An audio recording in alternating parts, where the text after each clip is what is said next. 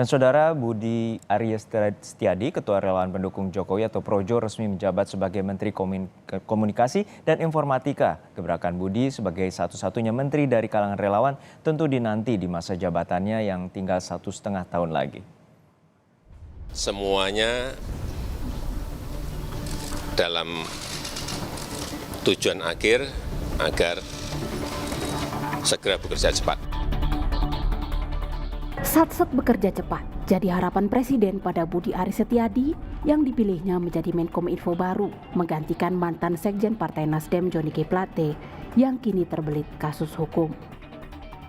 Di sisa masa jabatan kabinet yang hanya tinggal 1,5 tahun lagi, tugas berat menanti Ketua Relawan Pendukung Jokowi Projo ini. Penyelesaian BTS itu harus diutamakan. Penyelesaian hukum silahkan berjalan, kita hormati proses hukum, tetapi penyelesaian BTS-nya juga harus tetap berjalan. Karena nanti menyangkut pelayanan kepada masyarakat, terutama di daerah-daerah terdepan dan tertinggal. Jangan sampai kita sudah ada peristiwa hukum, BTS-nya juga terbengkalai. Ini yang saya nggak mau, ini tugas beratnya di situ. Kita perkuat dengan wamen agar yang berkaitan dengan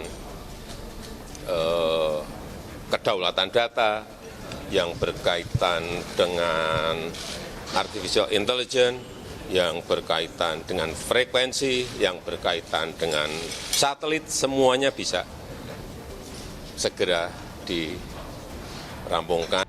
Kita akan menjalankan apa yang diperintahkan oleh Pak Presiden. Pak, tadi Ya nanti tunggu Pak Presiden. Kita pokoknya nanti akan gerak cepat ini semuanya.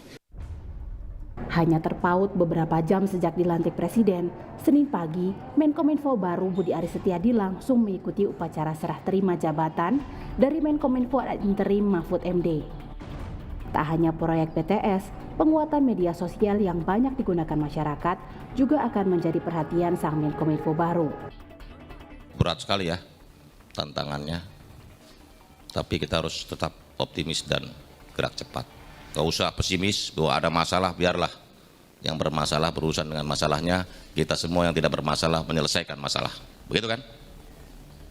Kita jangan karena ada masalah jadi mentalnya surut. Kita harus tetap melihat optimisme ke depan, karena bandwidth untuk rakyat itu menjadi penting. Alih-alih memilih tokoh dari kalangan partai atau profesional, Presiden justru memberikan kursi menteri kepada Ketua Organisasi Relawan Projo Budi Ari.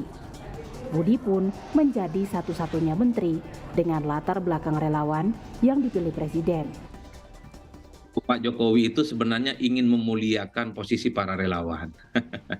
Ya. Relawan itu kan selama ini kan paling banter ya jadi komisaris, ataupun posisi manisnya ya adalah sebagai wakil menteri lah kira-kira begitu. Dengan posisi Budi Ari sebagai ketum Projo yang saya kira punya kontribusi besar terkait dengan pemenangan Jokowi.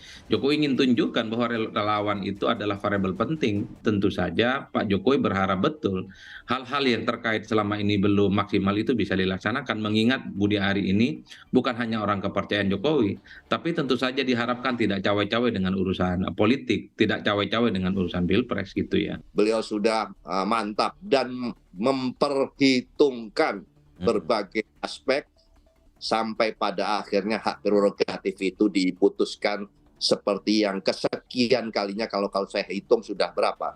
5 atau 5 lebih, 6 kali lebih reshuffle ini dilakukan. Apakah penggantian pos menteri yang semula diisi oleh Nasdem menjadi diganti oleh orang lain yang bukan Nasdem, itu juga biasa saja. Kita dengan Istana Presiden kita terus berkomunikasi, tidak hanya soal ini, soal yang lain juga.